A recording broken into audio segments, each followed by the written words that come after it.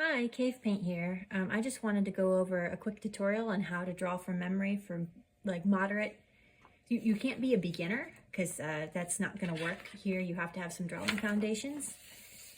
So to start, you really need to know how to draw like a line using your whole body up to your shoulder, so you can draw relatively straight. It doesn't have to be perfect, but that's something going into this that you really have to be able to do.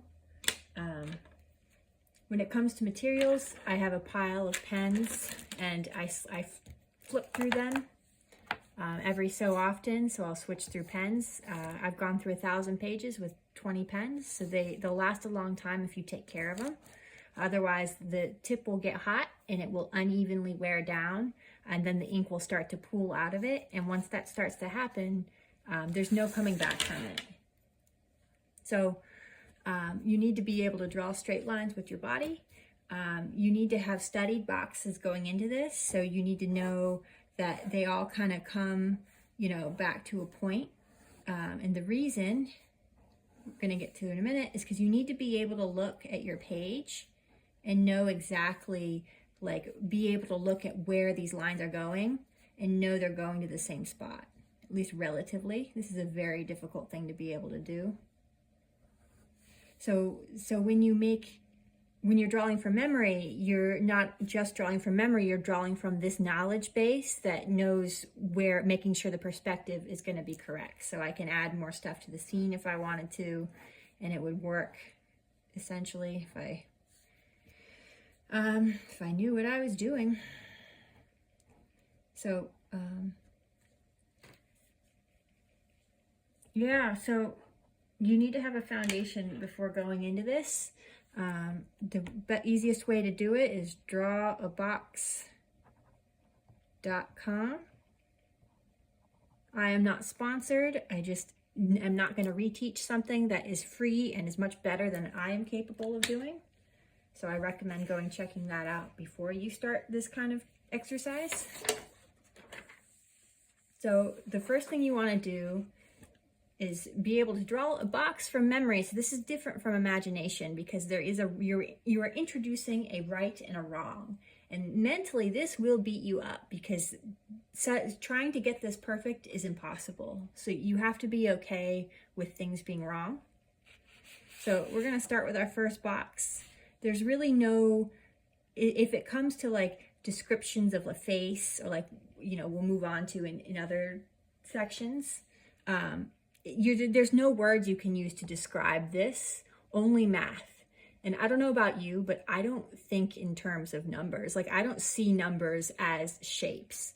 So to me, I just have to, it's something that you can only develop by brute forcing it. My first attempt at a box sort of similar to this took me 25 tries. So understanding that this is going to take you a long time, and it's going to be different from probably everything you've done or have been taught. So we'll start with this box. You can ghost lines over it to try to help you remember where it's gonna go. These boxes are not as perfect as I would like, but that's okay. So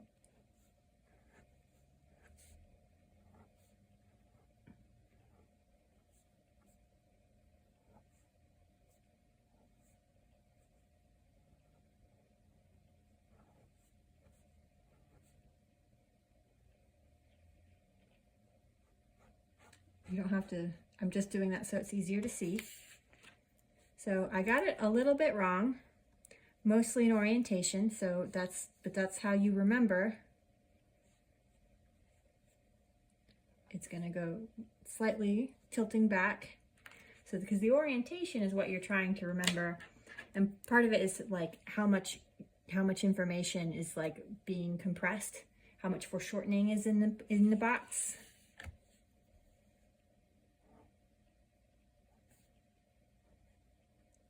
So even I take several tries to get it.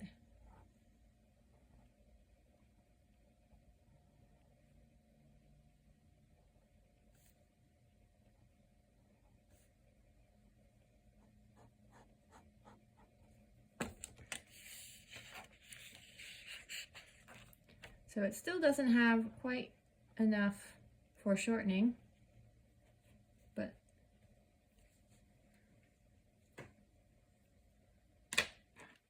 but that's kind of how it goes. And you just go through every single box. So these boxes are based on body parts. So this one is the head, which I kind of cut off the back portion here. This one is the hips, and then this one is the shoulders, or the torso, rib cage.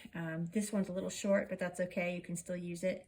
So just kind of working like this is what's going to be, it's half the battle, because it's proportion and it's perspective. So once you're able to take a skull, you know, and like know exactly how this thing fits inside.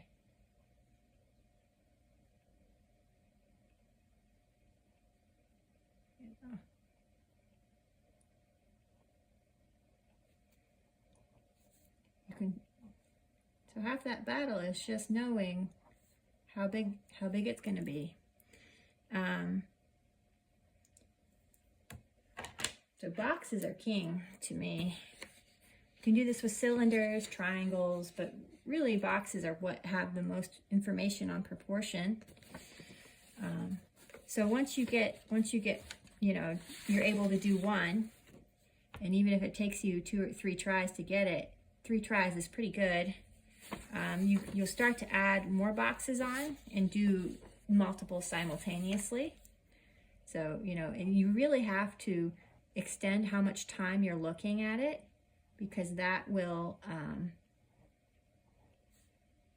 so everything is about slowing down. You know, you're not gonna nail it fast. We're not in a rush until we you know, as if we're gonna forget what we're drawing.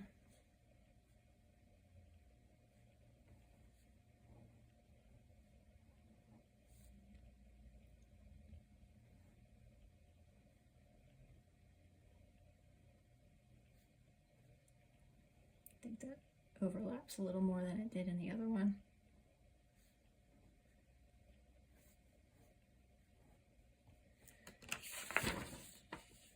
Yeah, it's pretty good, huh?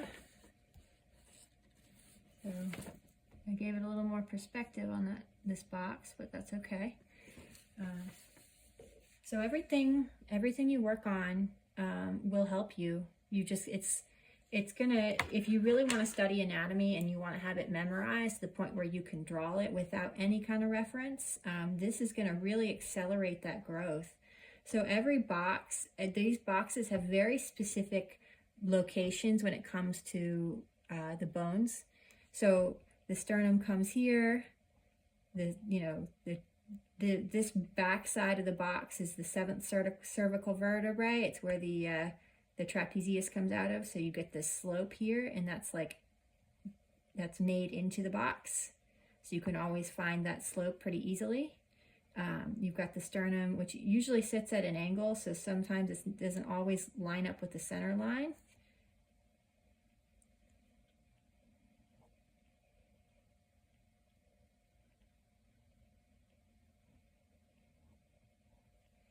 And your proportions are not going to be perfect, but you can, the closer you get, you can kind of edit them. The greater trochanter falls in the middle of this box, so, but there's a whole load of the iliac crest and the acis that will fall in the middle here, so, you know. And then because it's all squished up, you'll get these like squish marks here. So going back over and placing a body inside of these lines is going to really accelerate your growth and understanding.